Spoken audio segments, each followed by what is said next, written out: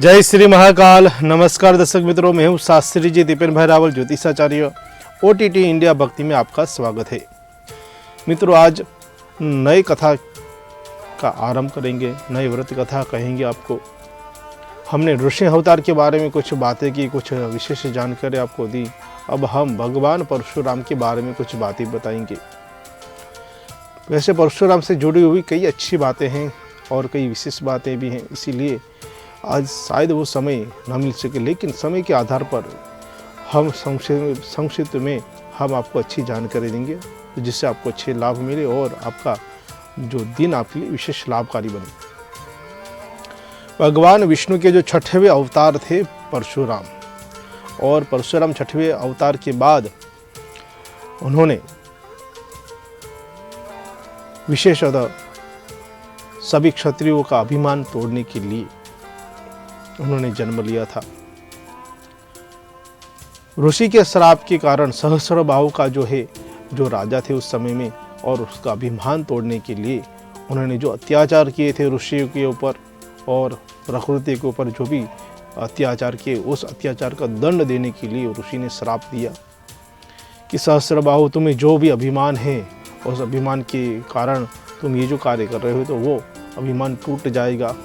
मैं तुम्हें श्राप देता हूँ कि भगवान नारायण परशुराम के अवतार में आएंगे और तुम्हारा नाश करेंगे, तुम्हारे साथ जो भी क्षत्रिय हैं उन सभी का नाश करेंगे। तब भगवान नारायण ने ऋषि जमदग्नि के वहाँ जन्म लिए और उनके 5वें पुत्र कहलाए भगवान परशुराम।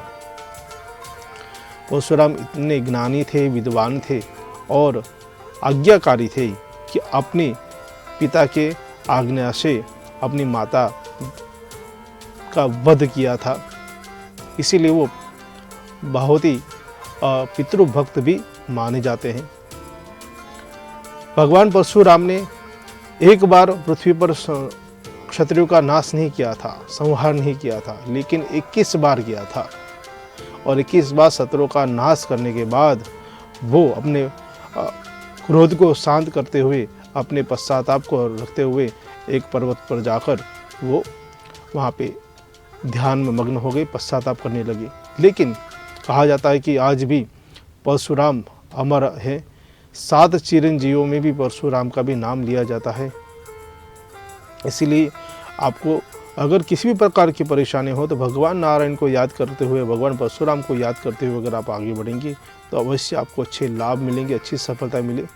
तो विशेष बात है कि भगवान नारायण के 6वें अवतार परशुराम भगवान गणेश जी की कृपा से वो भी बहुत ही यानी कि तेजमय बने। और उन्हीं की कई अच्छी बातें हैं, बहुत सारी बातें हैं जो हम अभी कह नहीं पा रहे हैं, समय का थोड़ा सा पाबंदी है। लेकिन नए विषयों के साथ और नई बातों के साथ मैं फिर से हाजिर होऊंगा। मुझे दीजिए अनुमति। जय श्री महाकाल।